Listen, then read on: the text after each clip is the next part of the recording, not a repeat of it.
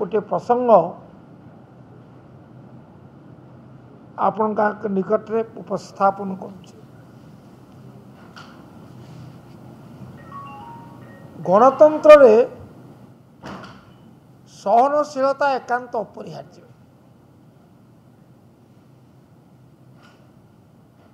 सरकारी दलर असहिष्णुता आज सबु कालर सीमा टपी जहाँ नहीं आज विधानसभा झड़ सृष्टि एवं विजु जनता दल कांग्रेस दल उभय मिसी सरकार को ठारू आज कैफत तलब कर सरकार को पाखे दाबी कर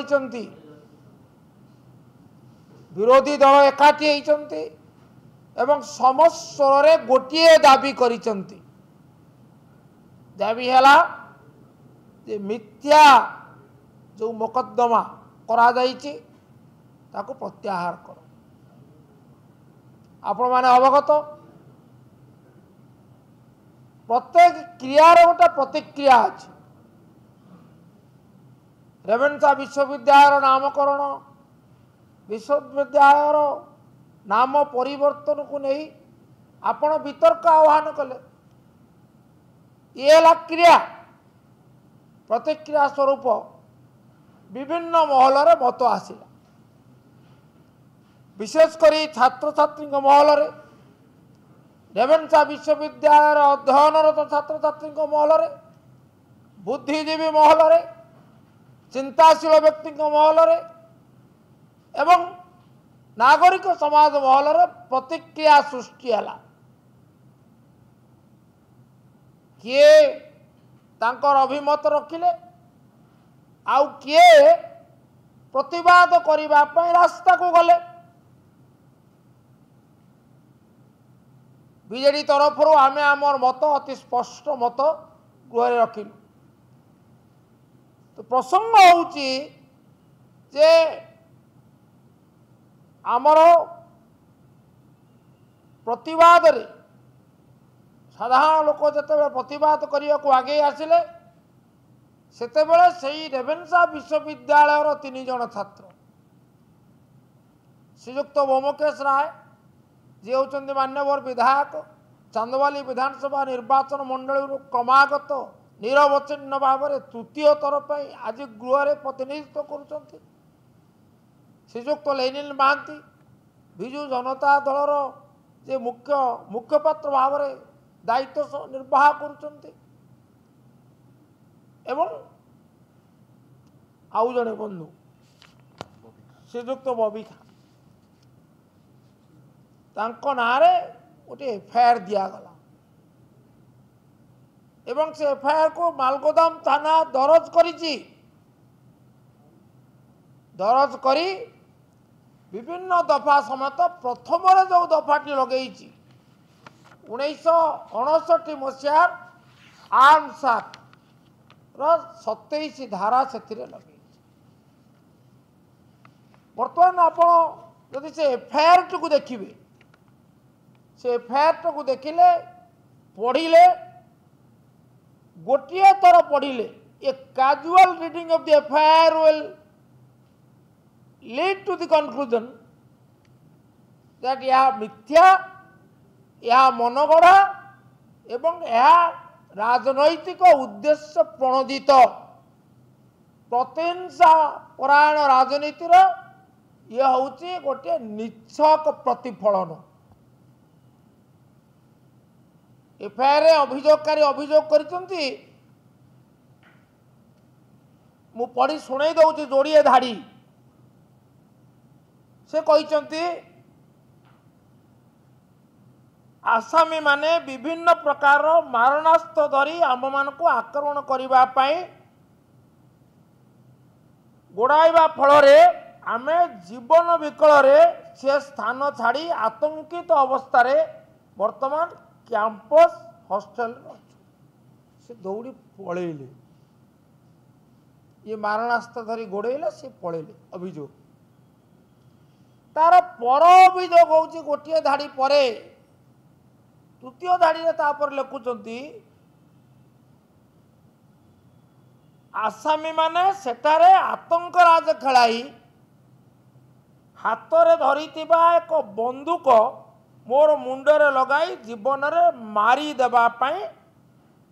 धमक दे आपण तो छाड़ी पलैले पुणी आपण को मुंडरे तार परवर्ती समय बंदूक लगाले किपरि या मिथ्या नुहे आउ कौन या कपल कल्पित नुहे आउ कौन ये हीन राजनीति नुहे आउ कौन।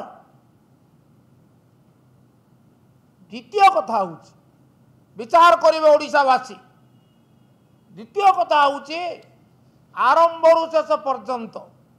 पुलिस उपस्थित मालगोदाम थानार जी होती इन्स्पेक्टर से उपस्थित पुलिस उपस्थित रे आसामी माने बारणास्त्र धरी गोड़े आसामी माने बंदूक धरी मुंडरे लगाई मारी दबा को धमक देले पुलिस कौन करता मारणास्त्र आप धरी पारे ना यह अपराध व्यवहार कर तो द्वितीय धरी पारे ना you can not carry fire arms that is prohibited under the law से तो धरी पारि था पुलिस थाई दीर्घ समय थारी जदि धरी ना यह स्पष्ट प्रमाणित करुच्ची जे अभियोग मिथ्या यार आम दृढ़ निंदा करुचु। आपण विरोधी को स्वर चपे देवाई उद्यम निवृत्त रुहतु प्रतिहिंसा राजनीति दूर रुहतु आओ प्ररोचना दे ये जो अभियोग आनी से अभियोग आपण प्रत्याहार करंतु एकमात्र दाबी जदि आपण आईन शासन रे विश्वास करती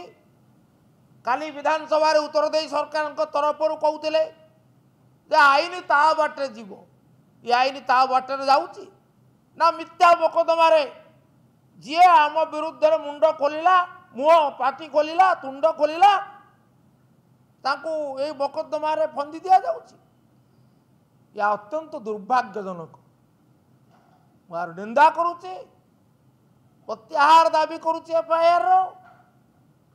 एवं ता सहित आउ एक दाबी करुची जो वितर्क को आह्वान करिसंती भारतीय जनता पार्टी वरिष्ठ नेता तथा मंत्री से राज्यव्यापी जो प्रतिक्रिया सृष्टि होती नेड़ीगुड़ कहूणी को जीवा पूर्वर राज्य सरकार तांकर स्पष्ट मत रखंतु मुझे प्रसंग जाऊ चाहे ना मुझे केवल निर्दिष्ट भाव में कथा कहवाक चाहे राज्य सरकार तुनी पड़ा उचित नुहे मौन व्रत पालन करने ये समय आदौ स्मरणीय नुहे सत्साहस अचित राज्य सरकार आभिमुख्य रेवेन्सा विश्वविद्यालय नाम परिवर्तन बाबद स्पष्ट करंतु प्रत्याहार करंतु मिथ्या कपल कल्पित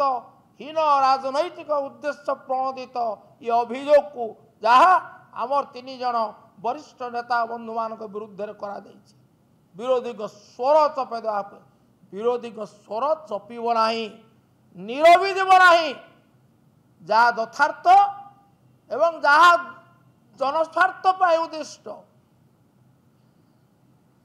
ताकू कहवाई बीजेडी केबे पछकू जीव ना या आमर चेतावनी।